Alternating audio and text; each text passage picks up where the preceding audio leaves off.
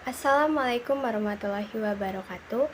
Perkenalkan, nama saya Ajeng Putu Jeba, NIM 211250073. Saya merupakan mahasiswi UIN Fatmawati Soekarno Bengkulu, Prodi Pendidikan Islam Anak Usia Dini, dan saya di kelas 2C. Di sini saya ingin menjelaskan tentang proses perkembangan kognitif, proses perkembangan psikososial, dan proses perkembangan bahasa. Definisi kognitif. Kognitif adalah proses yang terjadi secara internal di dalam pusat syaraf pada waktu manusia berpikir.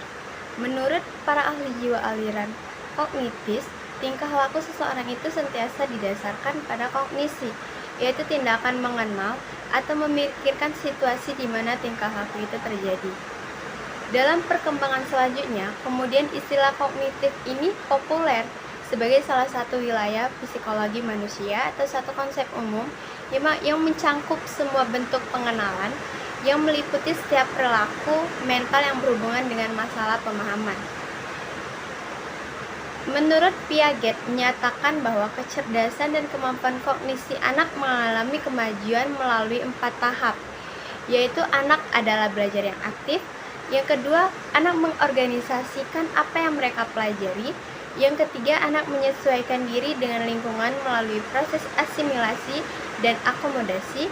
Yang keempat adalah proses ekolibrasi yang menunjukkan adanya peningkatan ke arah bentuk-bentuk pemikiran yang lebih kompleks. Proses perkembangan kognitif. Dalam perkembangan kognitif ini terjadi beberapa proses, yaitu proses asimilasi, proses akomodasi, dan proses equilibrium. Asimilasi adalah proses kegiatan kognitif yang mencocokkan informasi yang diterima dengan informasi yang telah ada di dalam struktur kognitif. Akomodasi adalah proses yang terjadi dalam menggunakan informasi yang telah ada untuk memecahkan masalah yang dihadapi.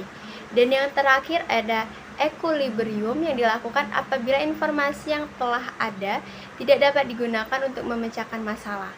Lalu dicarilah masalah lain untuk memecahkan masalah tersebut.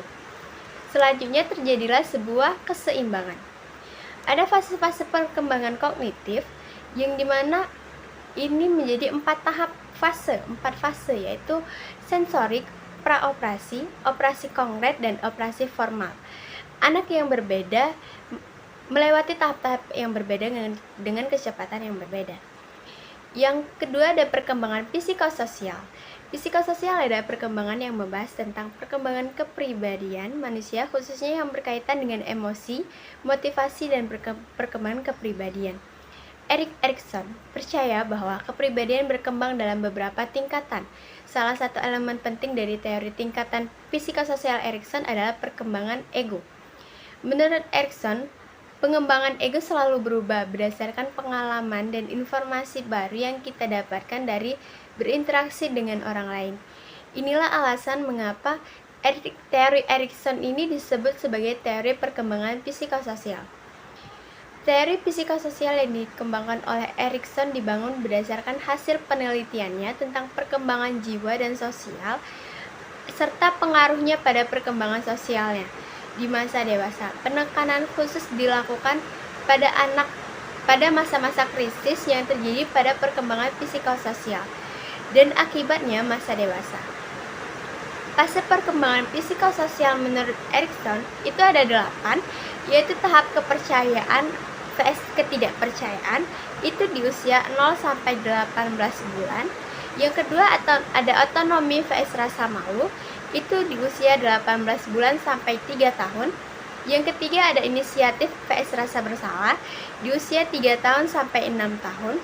Yang keempat adalah ketekunan dan rasa rendah diri itu di usia 6 tahun sampai 12 tahun. Yang kelima ada identitas dan kebingungan peran itu berusia 12 tahun sampai 18 tahun.